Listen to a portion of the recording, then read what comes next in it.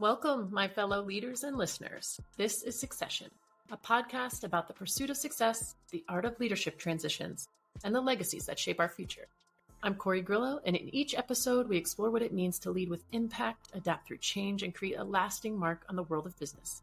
Whether you're navigating a career shift or planning your next big move, you're in the right place. Today, I'm joined by Jacky Fischer, CEO of Three Men Movers. Over the past 15 years, Jacky has turned this family-owned business into a thriving enterprise, scaling it from $3 million to over $40 million in annual revenue. She's also the founder of the Ladder Down Foundation and the author of The Growth Paradox. In this episode, we explore her approach to leadership, scaling success, and how she is creating a succession strategy that is all about the employees and the teams that help her build her company. Let's jump in.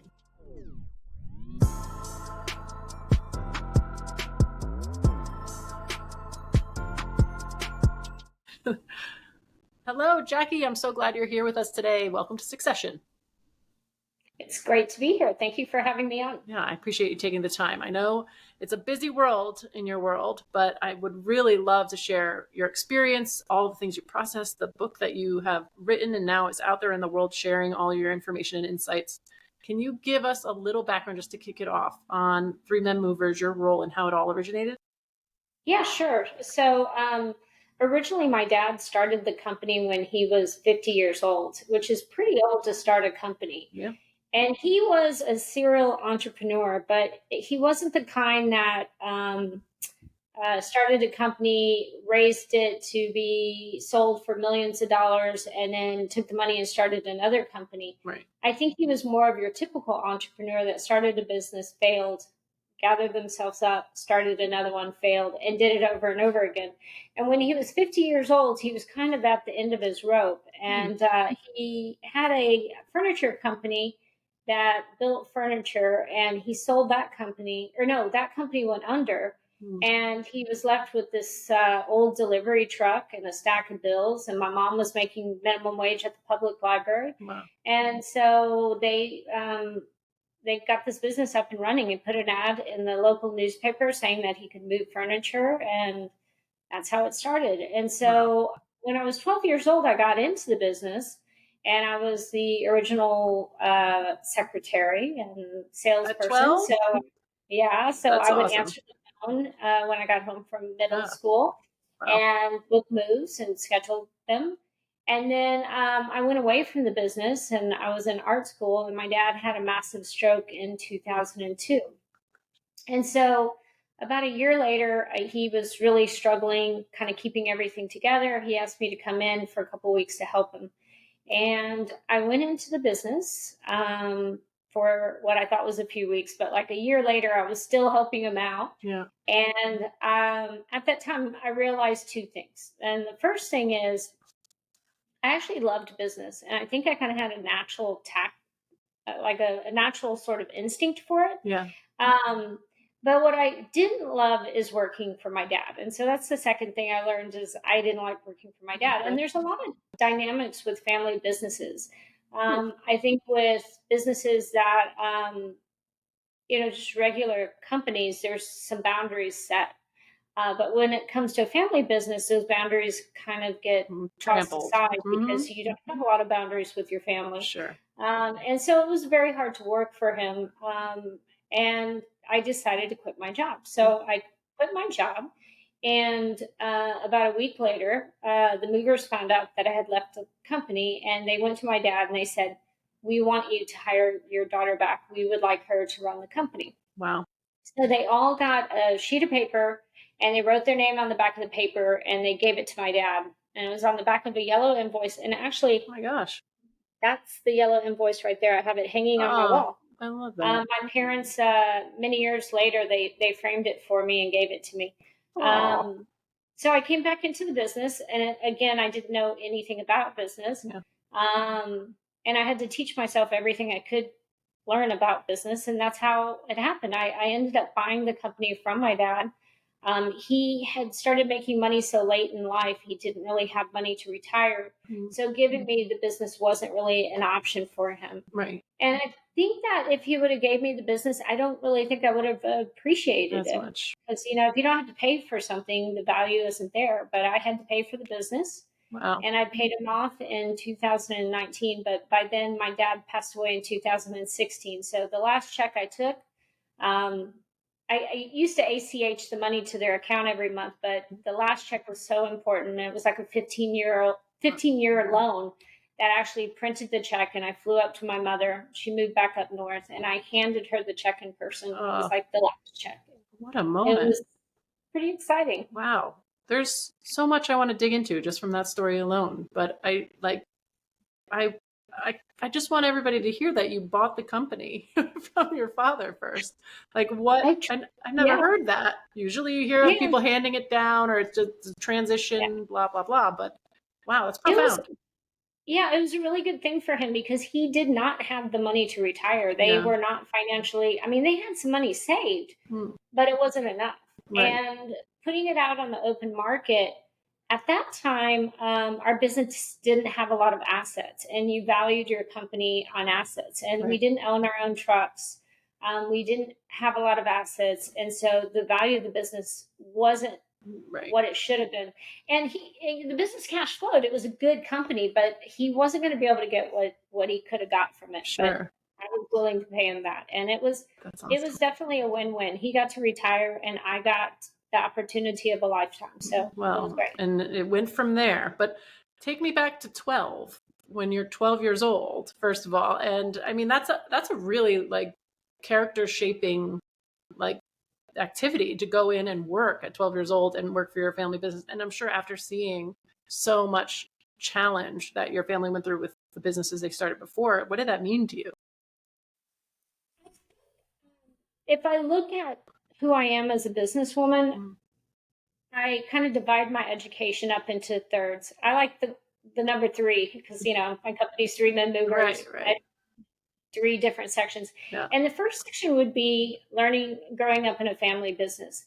And there's absolutely no replacement for that. You get street savvy, you learn how to negotiate, you learn about customer service, you see your parents in that grind every day, you understand what it takes to run a business. And then the second third of it was getting business mentors, having really good business mentors. I joined a business group. I had a business mentor. I actually had several business mentors. And that really helped me understand from business people that were had more successful companies than I had. And so I was able to listen to what they were doing and see what was working, what wasn't working.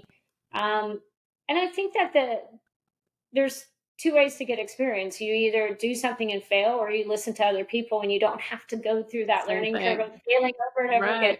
I failed a lot of times, but I've also learned a lot from business mentors along the way. And then the last part was I went back and I got my MBA. So that kind of rounded out the sharp edges and helped me understand financial things and strategy and things like that. So I thought overall, each one of those things, one without the other, I just don't think I would be as good at what I do without having each one of those components. And, I went to a really good university, but I think that, and I went back to school when I was in my 30s. But I think that the university versus growing up in a family business with my dad there, which my dad, he wasn't a sophisticated businessman. He probably could read a financial statement, but that grounding, that was so important. I think it was equally as important as my MBA. Oh yeah, if not more, I would say. That, and it's starting at such a foundational age, and really just the development you must have had that coincided, like your just natural development and business development. Like absolutely incredible. Learning how to treat people, it's something that you can't really learn at university. You have to just experience it and see other people reflecting the behavior that you want to have. Right. So, yeah. I guess I should be caveating this with I'm not encouraging putting 12-year-olds to work. But I'm not saying putting that out there for encouragement, but in your story and in your situation and in all the things that we know of you, that was something meaningful and it shaped you. It was funny because we did everything by hand then. Yeah. This is before computers. We did everything by hand. My handwriting was so bad. I used to get in trouble because my dad couldn't read the phone number. Is it a 4 or is it a 9? And he would yell at me and get mad at me, and I would try to get my handwriting. And then when computers came about, I was telling my dad, like, we got a compact computer, and I was telling him, like, I think this could be really helpful on our business. Wow. And he was like, these things are never going to catch on. Just a fad. Just a fad. I remember. Yeah, that's so funny. So then you leave the company and you get this list of people that want you back. What did that feel like? Well, it was a validation that I was doing something right. So obviously Yeah. it felt good, but also I put that on my wall behind me because I want to remember every day of who I'm working for. Mm. And I think that sometimes we get things turned around in our head. And if you're at the top of the company and you're a CEO, you're working for your employees. They're working for the customers, but you're working for them. You're making sure they have the resources they need and the direction they need so they can move forward and the company can reach its goals. And I think that's important because if it wasn't for them, I wouldn't be where I am today. Right. And so I'm always grateful, and I never forget that I work for them, and my job is to make them successful and profitable, and that's what I try to do every day. It sounds like it was, I mean, obviously the trajectory from there went up and you kept going up and up and up in your career. Yeah. So keeping that. I'm kind of giving you the top level story. We don't have time for the nitty gritty, but that path was not a straight path going up. There are a lot of course. stories there. Yeah. And there are a lot of mistakes I made. And yeah. Any you wish to share or you think would be meaningful for other people to know? Again, learning from somebody else's experience? Yeah. I think you have to learn your own leadership style. And when I first started, I was copying what I had learned, which was my dad's leadership style, and he was very authoritarian. He kind of the way it was his way or the highway. Right. And so when I first started, I was trying to copy what I knew, and it didn't feel right. It didn't fit well Wasn't for you. me. Right. It wasn't me, and so but I thought that was I was young. I thought that was the way it was. If you're a boss, you gotta be tough. You gotta be a boss. And I realized that my own leadership style is more of a nurturer. It's more of I don't know, a caretaker of people and making sure people are okay. And that style worked better for me. And I think that is why the guys signed that list. They were probably they wanted that more receptive to that gentle style. And not to say I don't hold people accountable and I'm not clearly tough. you wouldn't be where you are. Yeah, but at the same time, they know if they need me, I'm going to be there. Yeah. And on that note too, because I know in my experience personally, but also professionally and working with women in leadership too, it's like that idea, especially from the time you're speaking of too, when that transition happened with your dad, and also identifying like that traditional stereotypical role of what a leader was, not just for women that are leading but also men just feeling like that was the only way, like, because that was the only example, and really differentiating yourself from that and figuring out how to stand in that a little bit more. That is a challenge. Yeah, and I think there's a misconception sometimes that kindness is weakness. Right. And I don't Total think that's misconception. the case. Yeah. And I think there is also a misconception that in order to hold people accountable, you have to be tough on people. Right. I don't think that's the case either. I mean, you can set expectations. If they don't meet those expectations, you just have a conversation and maybe they don't need to be on your team and you have to make that decision. But I'm not going to keep somebody on my team that fails to meet expectations and then bully them and yell at them and micromanage them. I'm going to get them off my team if they're not a good fit. Right. And so I have a really good team. Somebody told me once, you don't push your team that much. I'm like, what do you mean push my team? You're too nice to them. Well, I can be nice to them because they're all really great, productive employees. High performers. Yeah. Push because the people that I would have to push no longer work for me. Right. But also it sounds like there's a point of evolution too that you afford people, right? Like you're having conversations about the challenges or what your expectations are and actually making that very transparent so they have an opportunity to rise to that occasion instead of saying, well, you're not meeting it and here's what's wrong with you and here's why you're like coming down on somebody because they're not working towards a thing they never even knew they had to because it's your expectation. Yeah. And also Another mistake I made early on is my dad was very big on goal setting. Ever since I was a little kid, we would set yearly goals, and it'd be something like I'm going to ride my bike every day, or I'm going to Right. read a book once a week, or something like that. Right. And then as I got older, those goals became more in depth and more Yeah. serious. And when I started running the company, I set yearly goals, but I just kept them to myself. And then I set yearly goals and I shared them with the team. Like, these are my goals. Mhm. These are the goals we're going to create. Right. And then the evolution happened where they set the yearly goals, and Right. they're a part of setting them. They're a part Huge of difference. trying to achieve them. And so that evolution has created a lot more buy-in and has allowed Yeah. me to have more work-life balance, because I'm not slugging this company uphill all by myself. I have a team that I can lean upon and help me in this journey. Yeah. Sounds like the ego was not a part of that move, because that's what I find that a lot of people I work with struggle with is like, yeah, but if they're all moving with me and I include them in everything, then how am I special?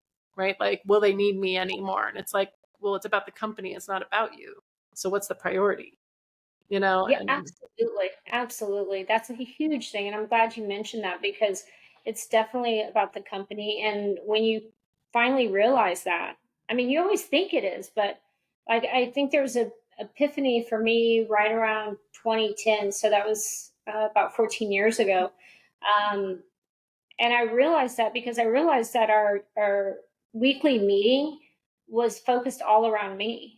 I showed up, the meeting started. I left early, the meeting ended early. I was on right. vacation, we didn't have the meeting, and it Oh, wasn't about the company. And when we yes. changed that to where they ran the meeting with or without me, Yes. things started to change. They became accountable for the meeting. I mean, if you're speaking 80% of the time in your meeting, and there's 5 people in the meeting, you're doing something wrong. I know. You should be speaking. You hit If such a nail on the head there, because like I'm telling you, like if you leave and you can't be at a meeting and the meeting doesn't happen, like that is an immediate, like it's got to be a red flag, because you're losing time, you're losing momentum. Something, it shouldn't all end because you're not there. It's a great diagnosable way to really notice that something is fractured. Absolutely, and the amount of time you talk at a meeting. If you're talking a lot, you're not learning about what's going on in your company. Yes. Yeah. Yeah. You need to Listen. show up to the meeting and listen. Yeah. Yeah. Man, great tools. Is that now? I guess I'm going to ask you about your book, but we didn't even talk about it yet. So when did the book come about in this process of your growth? So there's a picture of my book. Yeah. My publisher sent me this picture from my wall, which Yeah. was really Love that. sweet. So my book came out, I guess it was a year ago, about a year ago. Okay. And it's a book on how to scale your business. And it's basically broken down into different sections. And the first part of the book is about how to get your mind right, Mm. because it all starts with you. I mean, Mhm. you're your own biggest hurdle to growing your business. So you have to be thinking about things the right way. Yeah. And then it's about building accountable teams, accountable processes. And at the very end, it talks about, okay, once the business is running smoothly, what should I be focused on? Right. Um, Love that. and another good. The thing is like, I think people, they start a business and then they get stuck in the startup mode, Mm-hmm. and they never create a mature business because they get stuck in this kind of Jacky, hamster wheel startup mode. I am there And with they, you. yeah, Yes. they like the employees to all come to them and ask them questions, and it does feed their ego. It makes them feel important, makes them feel like they have the answers Yeah. and they're helpful, and it definitely feeds your ego. But once you get out of that startup mode and you start empowering people and kind of step a little bit back and let them step forward, then you can start growing your business. Yes. I mean, that must be 50% of my time working with that critical component of startup companies. And when they get to this point of like, oh, I'm running a company, this isn't just a project anymore. Like somehow in the mind, it never really settled that way. And then also looking at infrastructure, looking at your investment of the people that you surround yourself with, spending money on people, and like really high quality, yes, people that want to do better than you and probably can be better than you, like having to really think about that globally and how that totally can make or break the development and sustainability of their company moving forward all the time. It's such a nice turning point when the people who run the departments of your company know more than you. Yeah, it's great. To me, it was like a huge stress reliever, because I don't know. When you have a small startup, it's like maybe you and a couple other people, and everybody's wearing all these different hats. You need to know everything. And then you start specializing, and pretty soon you've got a director of marketing that knows way more about marketing than you do. Yes.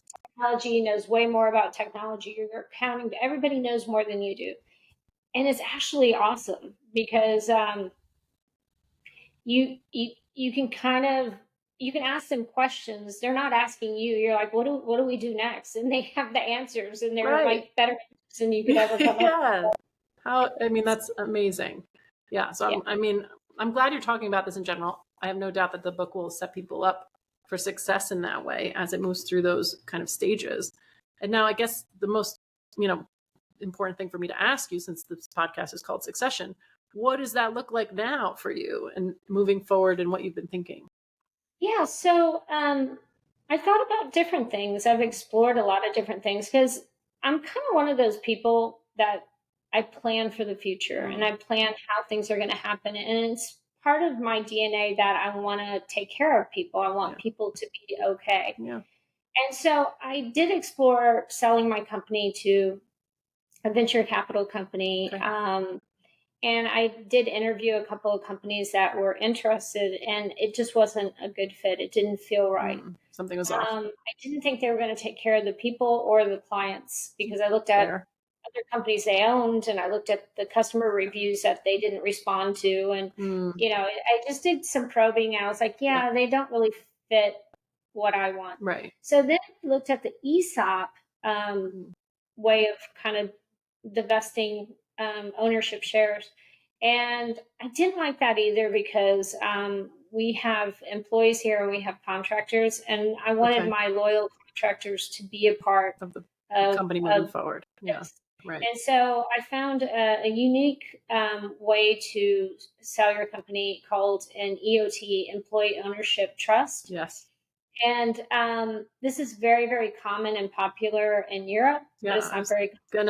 I don't see it very common here. Yeah, don't come across. Not a lot of tax benefits for it. There's not a lot of tax law written for it, but the laws that govern this area of sales, of selling the company, it sits on the wills in the states tax code laws. It's always been a part of our laws.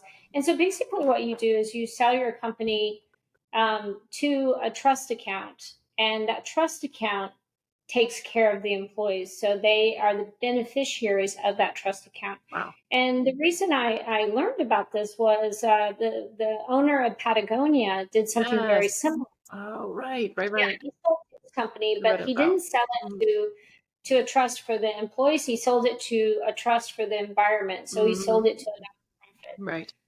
So meaningful. And so there's different ways that you can set this up. It seems more complicated. Is it not? It's actually it's less complicated than an ESOP. Nice.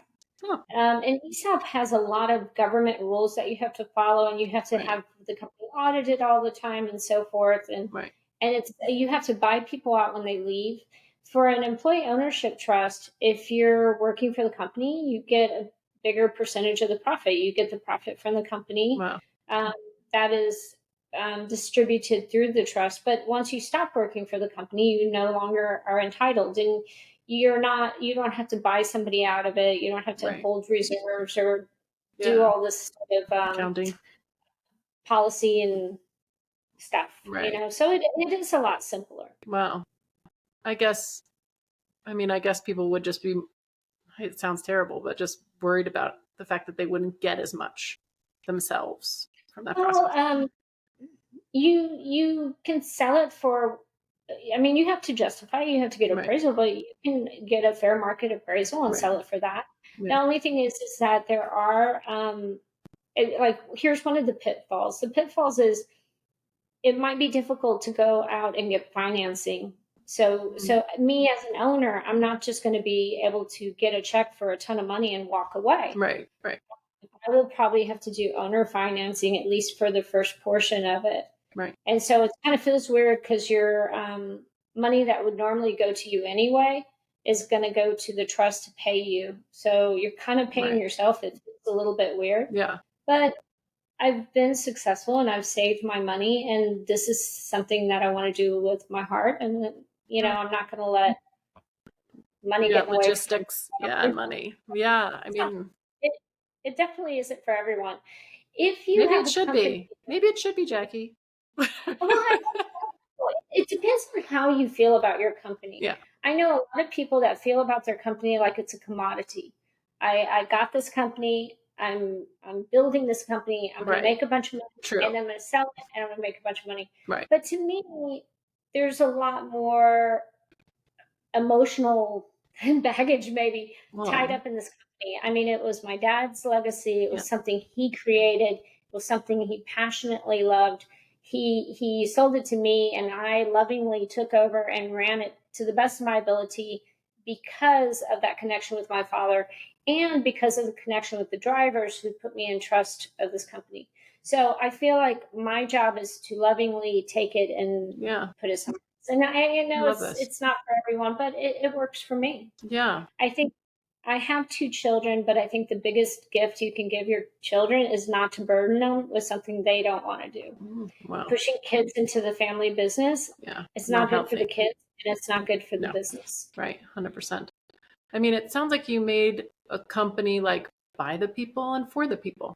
Like you kind of started and you came back into it with the people's vote of confidence in you, and then you're leaving it with just the same, Yes. and it's like, an origin story, It's a lot of work because I've got to make sure that we have redundancy, that we have a good leadership team, that we have good bylaws, that it's all set up properly, that it's set up in a way that it's going to be okay without me.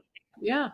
And that's the key to the succession planning altogether, like the investment in that thoughtfulness that will go into the infrastructure and the sustainability, the, keeping those things aligned that you have always intended to happen, even if you're not there. But it sounds like you've had that in mind the whole time.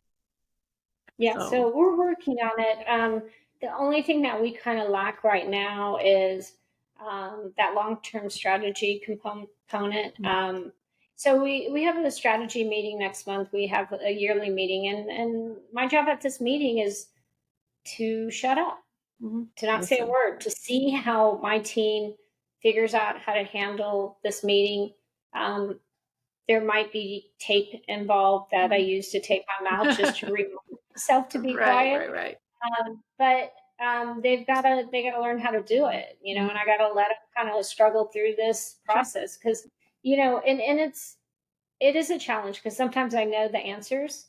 And I was like the kid in class when I knew the answer. I was like waving my hand. The teacher would look around me because I was always trying to answer the question. Not you this time. Yeah. Yeah. And I'll just have to give somebody, even if I know the answers, to let them figure it out. So it's a new challenge. It's a fun challenge. Yeah. Well, I mean, this is an exciting time, and it sounds like it's been an amazing and meaningful process throughout. And you've evolved with the company, which sounds really meaningful and beautiful. And now here you are. So, I mean, thank you for sharing your information here, but also writing the book and sharing it with as many people as possible. It's my pleasure. It's available on Amazon. And if you don't read, it's on Audible. Yeah. Okay. And if you ever need any support in those meetings or your team does, you let me know because I'm happy to support a company that's supporting its people for sure. Yeah. Absolutely. All right. Well, thank you. Thank you so much for your time and for joining us today. Appreciate it. And before we go, a big thank you to all our listeners for tuning in today. We hope you found some valuable takeaways to help you with your own leadership journey. Don't forget to subscribe so you never miss an episode. And if you're ready to dive deeper into your own succession strategy, or you want to be a guest on the show, reach out and email us at ask@korigrillo.com. Remember, great legacies are built on smart strategies. Keep leading forward, my friends, and we'll talk soon. Bye.